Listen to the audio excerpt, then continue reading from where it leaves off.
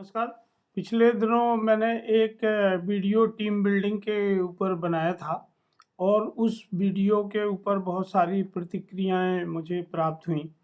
लोगों ने फ़ोन करके और लिख के पूछा कि कैसे हम टीम के दूसरे सदस्यों को समझ सकें, क्योंकि सबसे बड़ी समस्या ये होती है कि टीम के जो लोग हैं वो एक दूसरे को ठीक ढंग से समझते नहीं हैं।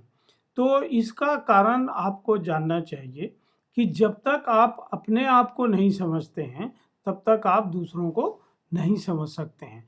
तो सबसे पहले अगर हम ये समझें कि हम अपने आप को कितना समझते हैं, तो यदि हम ये देखें कि हम अपने लिए कितना टाइम निकाल रहे हैं, हम अपनी भावनाओं को जब वो उठती हैं हमारे मन में, जब कोई कामनाएँ या इच्छाएँ हमारे मन में उठती हैं, या जब हम किसी दूसरे व्यक्ति से बातचीत शुरू करते हैं, तो उस समय हमें हमारे मन में क्या फीलिंग्स होती हैं।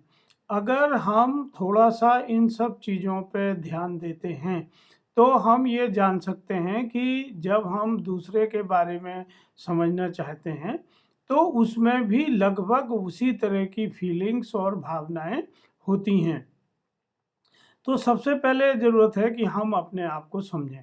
तो इसके लिए हम क्या कर सकते हैं? हमें थोड़ा समय अपने साथ बिताना चाहिए।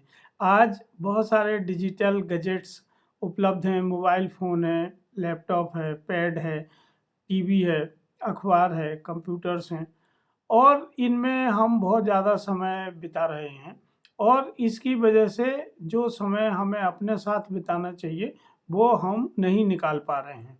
और जब हम अपने आप को नहीं समझेंगे, तब तक हम दूसरे को भी नहीं समझ सकते हैं। तो दोस्तों, जब भी आप अपनी टीम के साथ अच्छा व्यवहार करना चाहते हैं, जब भी आप अपनी टीम के साथ एक अच्छी बॉन्डिंग बनाना चाहते हैं, एक बिजनेस को बहुत प्रोफेशनल तरीके से चलाना चाहते हैं, तो इसके लिए ज़रूरी है कि आपको अपने आप को समझना होगा। आप में कौन-सी इच्छाएँ हैं जो आपको काम करने के लिए प्रेरित करती हैं? आपकी वो कौन-सी भावनाएँ हैं जो दूसरों से आपको जोड़ने में मदद करती हैं? आपको गुस्सा कब आता है और ये शुरू कैसे होता है? क्योंकि अंत तो सबको पता होता है, और अंत में हमेशा पछतावा ही हमें समझ में आता है। तो हमें कोशिश ये करना चाहिए कि हम किसी भी व्यक्ति को जब मिलते हैं या बात करते हैं, तो कल वो कैसा था, उससे उसका कुछ लेना-देना नहीं रहता है, क्योंकि आज वो बदल गया है।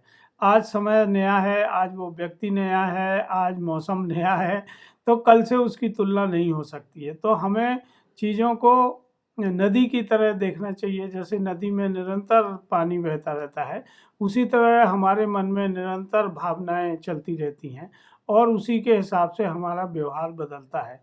तो मैं आप सबसे अनुरोध करूँगा कि थोड़ा-सा समय आप अपने साथ बिताएँ, अकेले बैठें, बातचीत अपने आप से करें और अपने को समझें, तो निश्चित ही आप दूसरों को भी उतना ही अच्छा समझ पाएँगे। धन्यवाद। नमस्कार।